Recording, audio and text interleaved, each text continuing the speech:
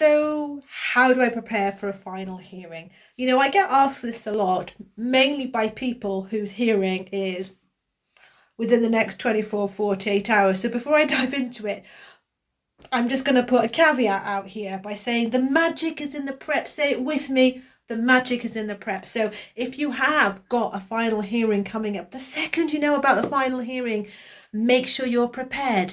By the time you walk into the either virtual or real court doors, 95% of the work should already be done. So that means getting your paperwork in order. Any statements that you've been ordered or any statements you want to put in has to be put in. Make sure your evidence has already been put in and attached to witness statements. Make sure whomever's doing the bundle, that the bundle is done. If the onus falls onto the bundle, do the bundle. Practice direction 27A, write it down. I'll probably do a separate video all about bundles. But getting back to the matter, what's a final hearing for? Well, a final hearing, quite simply, is if there are no agreement. Quite simple.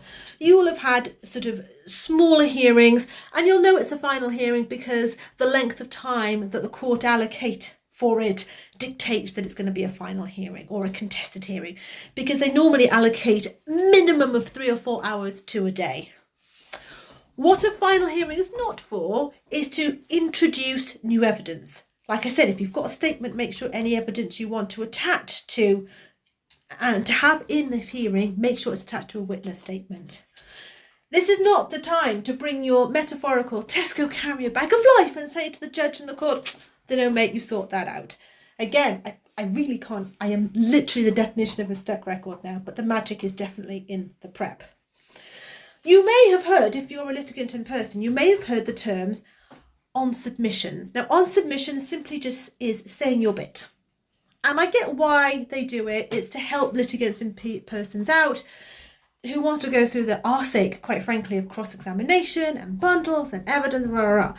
But sometimes you are going to need to have that cross-examination. You're going to need to want to challenge the evidence. If you've got a CAFCASH report that you're not happy with, you are going to want a trial. So you are going to need things like cross-examination questions. I'm aiming this mainly towards litigant in persons because obviously if you have representation, they kind of do all this for you. So you're going to want help with cross-examinations. You're going to need help with housekeeping issues, opening submissions and closing submissions. I know I have sandwiched a huge amount in the 3 minutes of this video, but that should just give you my top tips on how to approach a final hearing. Guys, have an amazing rest of your day. I'll check you later.